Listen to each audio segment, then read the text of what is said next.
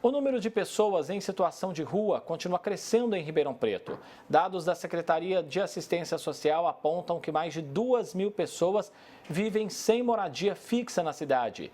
Esse aumento chama a atenção para o desafio do acolhimento, a efetividade das políticas públicas e os caminhos possíveis para enfrentar esse problema social. O número de pessoas em situação de rua tem aumentado. A última estimativa da Secretaria de Assistência Social de Ribeirão Preto aponta que cerca de 2.000 pessoas vivem nessas condições na cidade.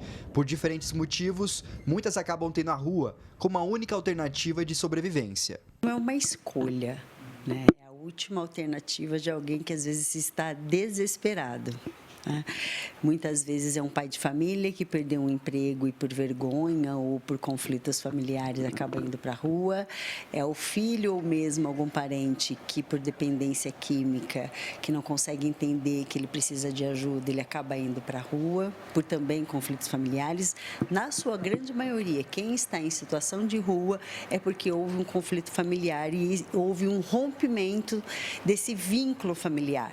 Cerca de 72% dessas pessoas estão cadastradas no Bolsa Família e vivem na cidade há mais de um ano.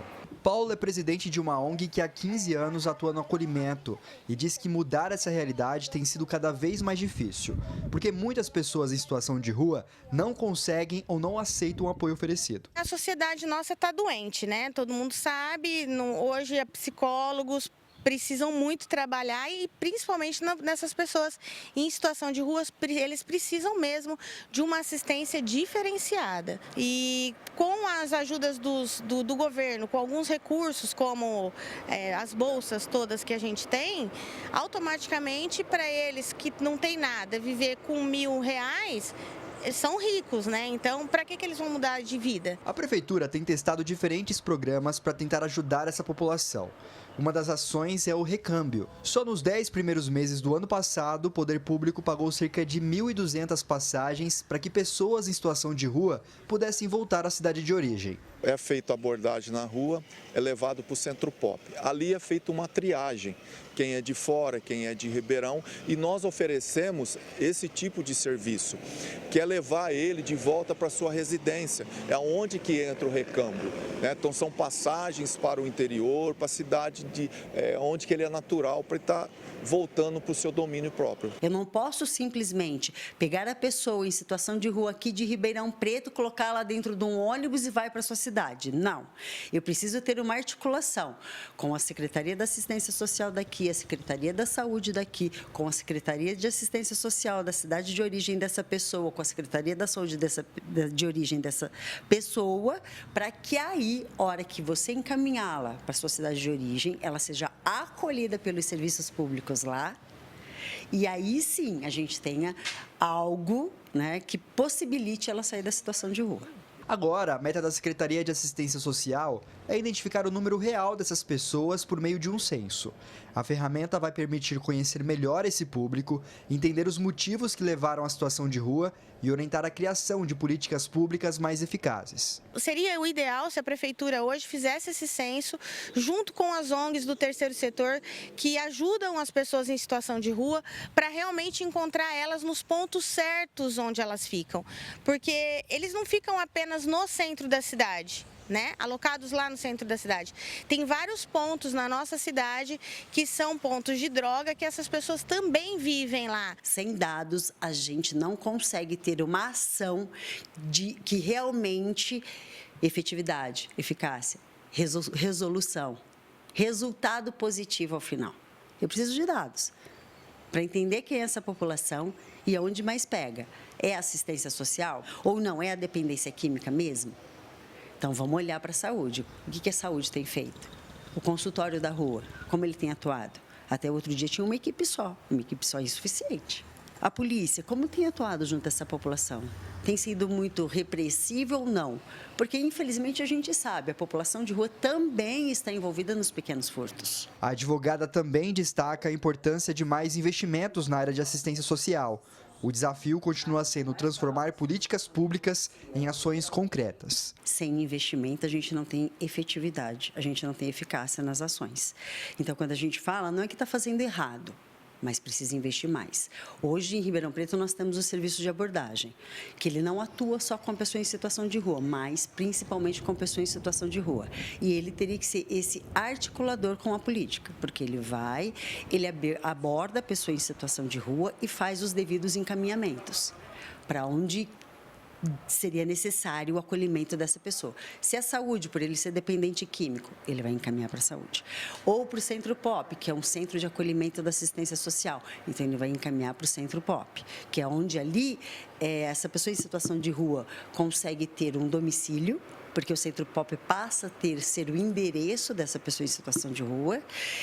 O Centro POP é que articula para a questão de documentação, porque geralmente essas pessoas não têm documento. Deveria ser vinculado com algum recurso de trabalho, talvez, ou serem assistidos por alguma assistente social, que o recurso fosse temporário, até que eles conseguissem um emprego, conseguissem mudar de vida, conseguissem fazer o seu tratamento contra as drogas e tudo mais. Edson Ferreira para o Jornal da Clube.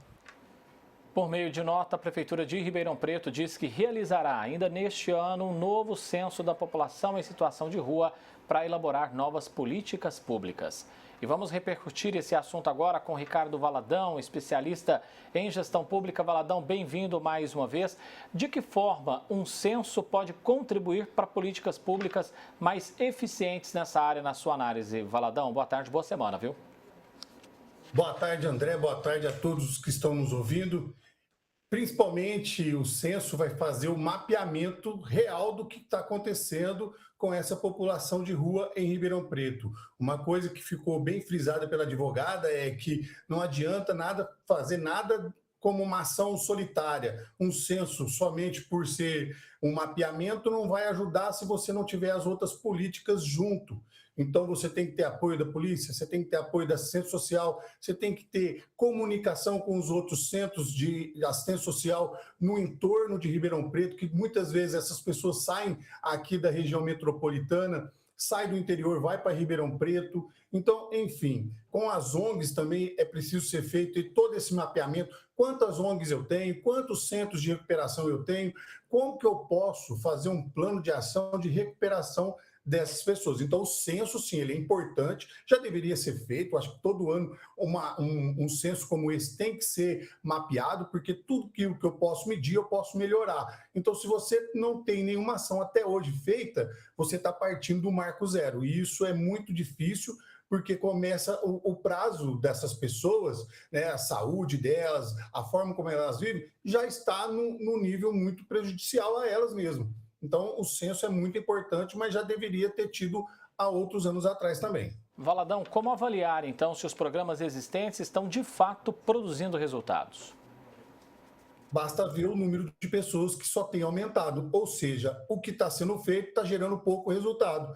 Porque a ideia, André, é que se tenha planos de ação envolvendo empresas, envolvendo prefeituras, envolvendo a própria Câmara Legislativa na hora de aprovar boas leis e fazerem projetos que contemplem essa situação, porque esse número aumentou muito. Pode ter sido devido à economia. Nós saímos há pouco tempo de uma pandemia que acabou com muitas empresas. Então, tudo isso acaba refletindo. E essa população, muitas vezes, como foi dito, houve um conflito familiar, onde essa pessoa saiu de uma forma que ela não consegue voltar, ou até mesmo por conta dos próprios problemas psicológicos que elas possam ter adquirido, e isso tem que ser tratado. Essas pessoas precisam ter outra chance. Elas têm que ter o direito à dignidade delas atendido, elas precisam ter acolhimento, elas precisam ser tratadas como seres humanos que precisam de atenção. Agradeço a sua análise aqui com a gente. Ricardo Valadão, um abraço e até a próxima oportunidade. Muito obrigado, André. Uma boa tarde a todos, uma boa semana. Fiquem com Deus.